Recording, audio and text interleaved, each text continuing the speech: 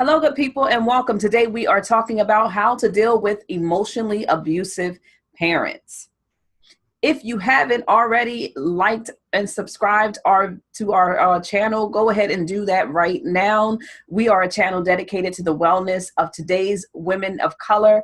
It's a declaration of independence and self-improvement, self-love for Black and brown women. All right, let's get this started.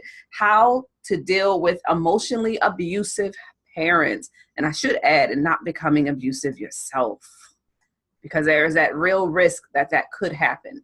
Anyway, take my therapy hat off for a second and let's get right down to some real points that you can use to deal with emotionally abusive parents. The first thing you want to do is to recognize the warning signs related to emotional abuse and versus physical abuse. Because most of us would be like, oh, I know I was physically abused or I was sexually abused. They have very clear indicators that say I was abused in those areas. So the first thing I would do is actually making sure that I have identified and am aware that this is a possibility, that I was emotionally abused by my parent. And what I'm going to try to do my hardest is to not make it one parent versus the other, more one mother versus father, because the reality is it can be either parent. And sometimes we get so involved in looking at our parents as heroes that we can't realize what they have shaped in us that might be negative. So first thing first, make sure you identify the warning signs. If you are uncertain what some of those warning signs are, you can go ahead and watch our video on emotional abuse in the Black community or Black families, as well as if you wanted to, how to deal with emotional abuse for Black and brown women. All right. So both of those videos, I will make sure to link within here so that you can check them out to check out the warning signs. So first you have to know the warning signs about whether or not your parent has had a history of emotionally abuse towards you. Do not let their words. So you determined that, yes, oh my gosh, I did not know it, but I have had some emotional abuse in my past. You've determined that to be true. And so this next step is about making sure that you do not allow their words to define you. Now, that's easier said than done. However, there are lots of methods that you can learn within coaching or therapy that could help you to deal with this one.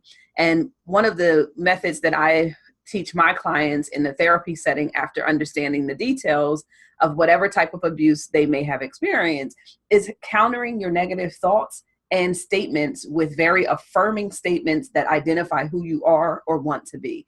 And so, for example, if you were told that you were stupid, ugly, never going to be anything, so you're going to counter those statements with very affirming and actionable statements that can make you move. That I am beautiful, that I do recognize my beauty in all elements. My emotional, my spiritual, my mental, and my physical beauty is worth being celebrated and explored. So just like that, that's an affirming statement that allows me to celebrate and explore who I am, but also change the language of that negative thought that was put into my mind by an actual parent or loved one, right? So I work with a young lady.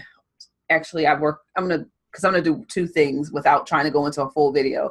I work with a young lady who has a history of her mother is emotionally abusive. She would never acknowledge that as the truth. Her mother herself wouldn't acknowledge that. However, some of the things that she does is make her feel bad about her decisions that she makes way before she even makes them, telling her things like, the last time you've done this happened. There's no way that you're going to know how to do that. Right. So if you made a mistake in the past, they remind you of that mistake. And I'm not going to go into warning signs because that's what the video is for. But they remind you of that mistake. And it's our job to not allow those words and to not allow those words to be so embedded in us as adults that we don't take power over them. Okay. So side note, these are for adults who may have identified that they grew up in an emotionally abusive environment with their parents. What I would recommend for children is totally different. Children or even adolescents somewhat, because the truth is that they have to also navigate the home. And so this is for someone who possibly is no longer in the home and can make the decision to remove themselves from the situation. However, that first two, any of us can do, which is to actually evaluate to determine if the person is emotionally abusive, and then countering or acknowledging the words or phrases that they're using or actions that they're using. Because emotional abuse has this way of not always being words, because that's verbal part of emotional abuse, but it can be actions where they punish you for making an independent choice, where they make you feel bad because you chose to do something outside of the family, right? So there's ways that this can be happening without it being verbal, but you're going to look at this second one as, what are the statements or things that they're making me feel about myself that I have power over by challenging in my mind. The next one is set boundaries. Again, this is also related to what level of relationship you have with the person at this time. For some of us who have had emotional abusive parents, we have allowed ourselves to separate the relationship. We've determined that we cannot do this and be healthy in our current life. For others, there are ways where you can actually set up boundaries with your parents. You can decide how often you want to speak with them, set limits on for how long you speak with them. So for example, if you know that every time you get on the phone, you get off with your mother, or your father, you get off the phone believing or feeling that you are this bad person who can never make good choices and who will never be anything. The reality is that the longer you talk to that person, the more you're going to feel that way. And so setting a clear boundary of, even if they're not sure or clear, they're not aware of the boundary, you can do this, where it's actually you setting a tone for yourself that says, I will not speak to my mother for more than, or my father or my mother for more than an hour a day or a week, because I know once I do that, it escalates into her making me, the parent making me feel bad about who I am and what I feel about myself. And so it becomes really important for you to determine your boundaries and then try your best to control the possibilities of manipulation by sticking to those boundaries. I am not sure if I've already done it or if I've done it on previous videos where I talked about setting boundaries, but that becomes an extremely important tool to use, knowing how to not only set a boundary, but to make sure you stay consistent with the action that you've decided was your boundary. Because if you break your boundary, then guess who else is going to break it? Anyone you try to set it up with. So making sure that you can control and set those boundaries clear. The next thing you want to do is accept them for who they are, right? So a lot of people was like, well, I don't need to accept them. Acceptance is not about participating in a relationship. Let's not confuse the two things. Accepting them for who they are is accepting that they have a story, they have an experience, and they have something that may have caused them to escalate or to be this person that is abusive towards their children. It does not excuse them. It does not excuse them of their actions, but it allows you to no longer feel like it's personal.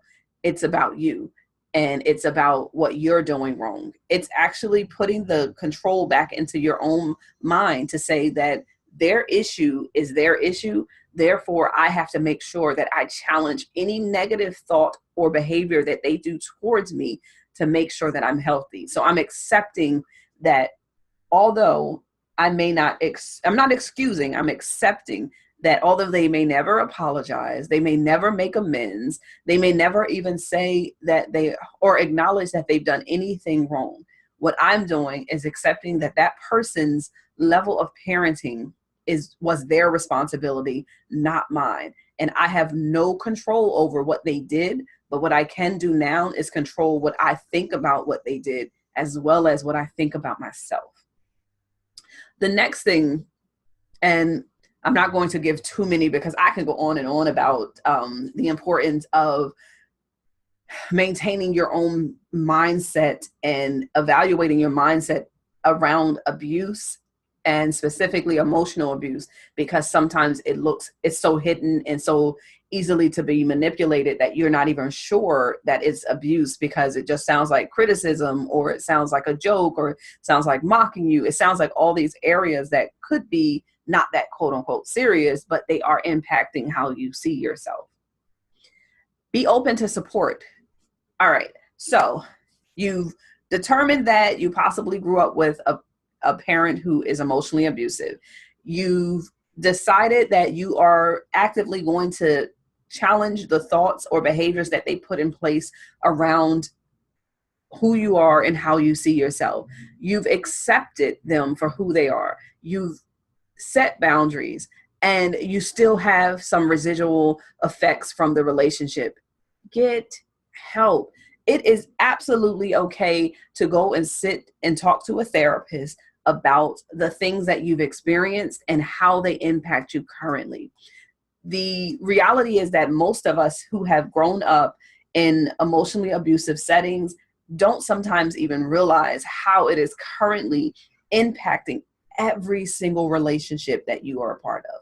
And that could be at work, that could be at home, that could be your own child relationship or parent-child relationship, but it also can be just your individual relationship with yourself, how you see yourself, how you think about yourself, and how you question or doubt who you are related to this world. And so I beg you to consider the reality of emotional abuse just as serious as any other form of abuse, because when someone is toxic in our foundation, in our thinking, how we look at ourselves, how we love ourselves, it is ultimately trickling over into elements of our lives that we are not even aware of. Trust, distrust, deceit, personal like harm, and just degrading and self-degrading remarks about ourselves, and not even realizing that a lot of it came way before we even decided who we were going to be, because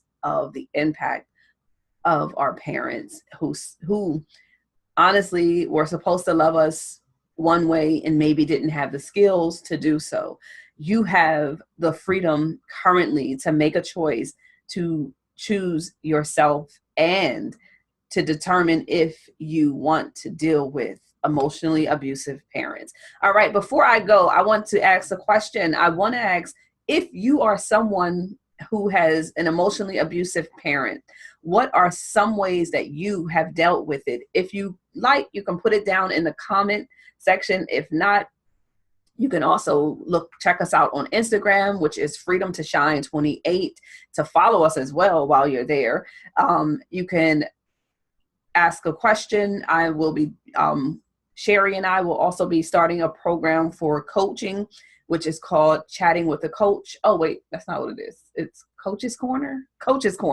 And so I look forward to actually answering questions, and that being one of them. If you are someone who experienced emotionally abusive parents, tell us how you dealt with it. We would love to hear and see how you can help some other sister make sure that she's taking care of herself. All right, you guys, again, if you haven't already, subscribe to the video, like, comment. We are moving and grooving. I absolutely enjoy making these videos. I've gotten some great feedback, and I hope you continue to send me what you feel you'd like me to talk about. All right, be well.